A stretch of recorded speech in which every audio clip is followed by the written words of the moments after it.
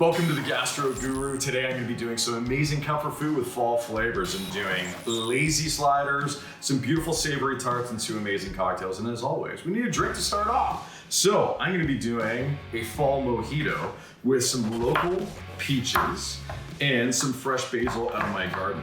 So when you're making a mojito, you always have a lime and some sugar and some mint, but the peaches are nice and sweet enough. So I'm gonna put in the last bit of basil from my garden.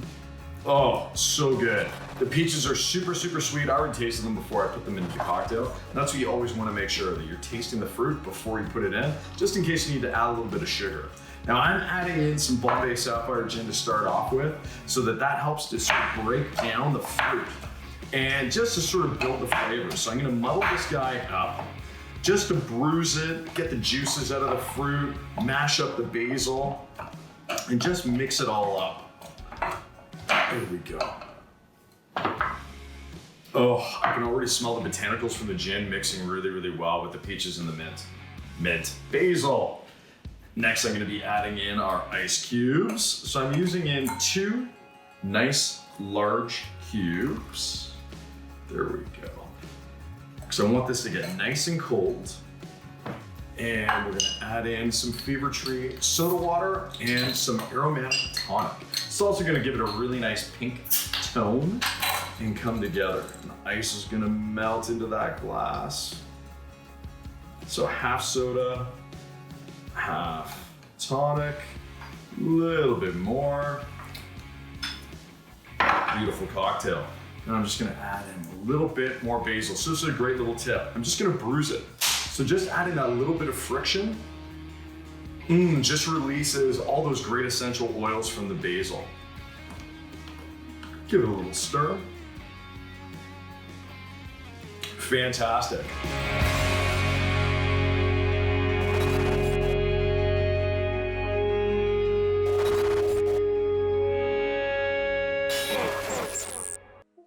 Okay, so let's start making those tarts. Now, a lot of people are using puff pastry these days. So I'm gonna be doing 2 different tarts. One with prosciutto and blue cheese and grapes. The other with scallions, peaches, and blue cheese. And this is such a great little party favorite. They taste amazing, they look great, and guess what? They're done in about 15 minutes, which is also really nice. So you're not spending all your time in the kitchen. So let's get the puff pastry. I just bought this. It works out great. It's already pre-rolled, so it's easy to work with. And I'm just gonna make some room here. Now, you can cut it into squares. You can do it almost like a pizza, dress it up and cut it afterwards. I'm gonna use some cookie cutters to be able to make some funky shapes. And then I'm gonna add this onto some parchment paper on a cookie sheet. Isn't that cool? So I'm just gonna start cutting these guys out. And again, these will be ready in literally 10 minutes. And you can put pretty much anything on there, but you always wanna keep it to about 3 ingredients. I mean, you can even do roast beef, cheddar, and like a grainy mustard. So it's like an open face sandwich. Or you can do, like a pizza style with some pepperoni, some mozzarella, and some tomato sauce. So I'm gonna be doing 2 different ones. One is vegetarian for all my vegetarian viewers out there, and then the other one with that great Canadian prosciutto. So here we go. I'm just gonna finish cutting these guys up, and then we're gonna brush it with a little bit of olive oil that's been infused with dry herbs. And I know you've seen this in many of my videos. It's such a great thing to have for salad dressings and just to throw in the pan to give it some added flavor. So I'm just gonna give it a little squirt to add a little bit more flavor onto each one of these tartlets. Here we go. So this looks nice and cute. This is also great to do with your kids as well. Always put down the cheese first. This is gonna provide the base and keep everything sticking on each one of the tarts. So I'm just gonna put this in here and arranging it like so. And then we're gonna add the rest of our ingredients on here. So this is all coming together. I just love blue cheese. And of course you can use any kind of cheese, but for the fall, blue cheese works so well with meats and fall fruits like pears, apples, peaches, apricots. And you can also put nuts on here if you want a little bit more of a crunch too. So here we go.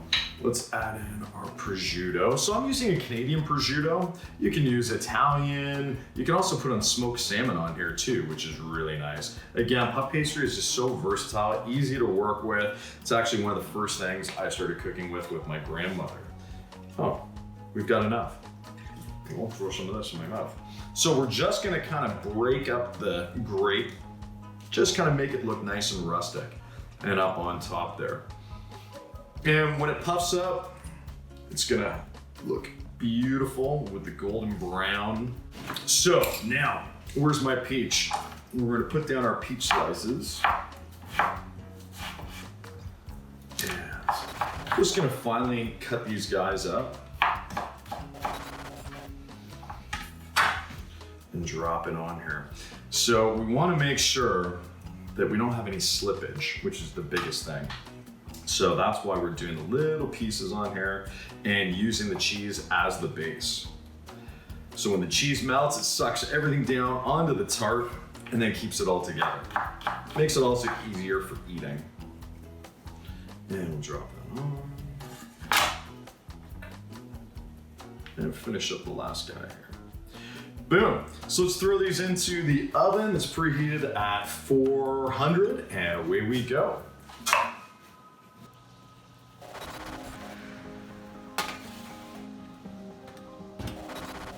So while that's going, what I like to do is season up my ground beef before I put it into the pan. So I've got a mixture of pork, beef, and veal that's all ground up, the holy trinity of meats. This is the secret to all of my burgers. I'm gonna add in some chipotle Tabasco, and then just a nice seasoning mix of dried herbs. And you know what? I forgot the Worcestershire.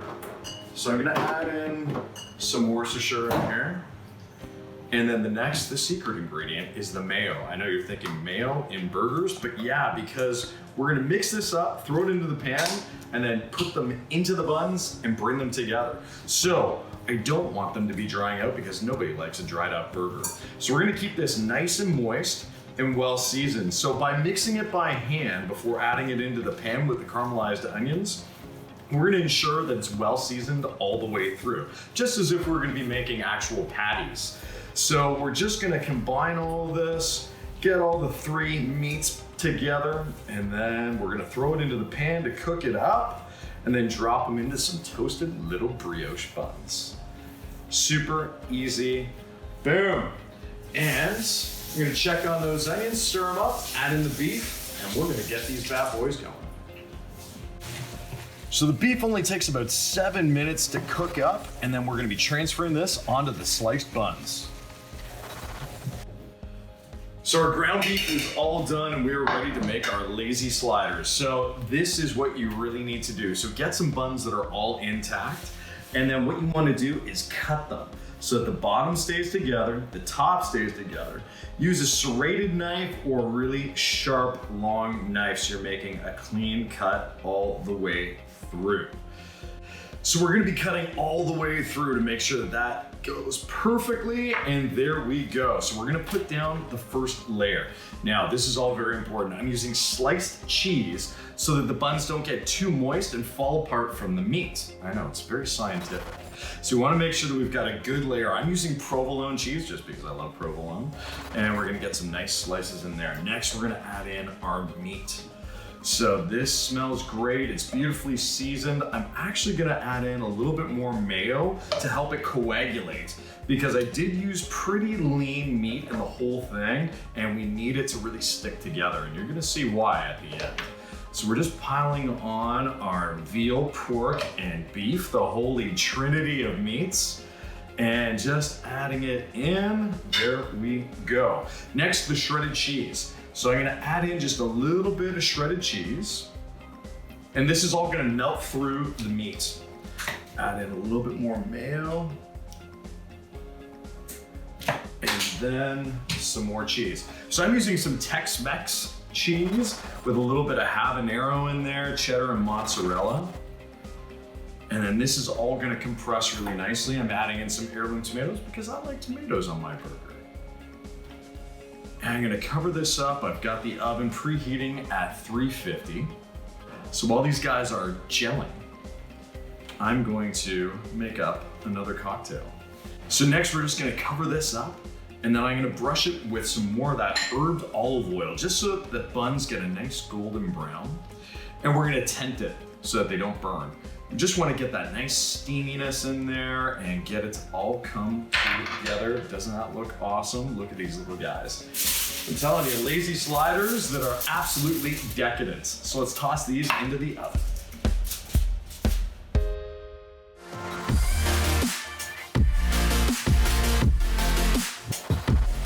So the sliders are out in their ooey gooey goodness. I'm gonna be cutting those up, but first we gotta make our second cocktail. So I'm doing a pear old fashioned. So I'm putting in this great Bacardi rum.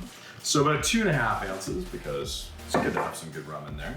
And then I've got a pear simple syrup, and don't worry, all the directions and ingredients are below after you're done watching.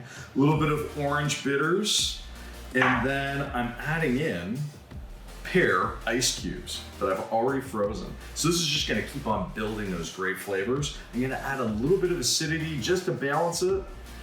Stir this around, drop in a tipsy cherry. Cheers. Oh my God, that is the taste of fall right there. And you know what goes great with a pear old fashioned? An amazing slider. So let's get these guys going. So the cheese really helped to keep the buns together. And here we go, let's get a nice one out of here. Boom. Ooey gooey goodness. Here's to fall, guys. Cheers, and remember, keep shaking, keep cooking, and enjoy.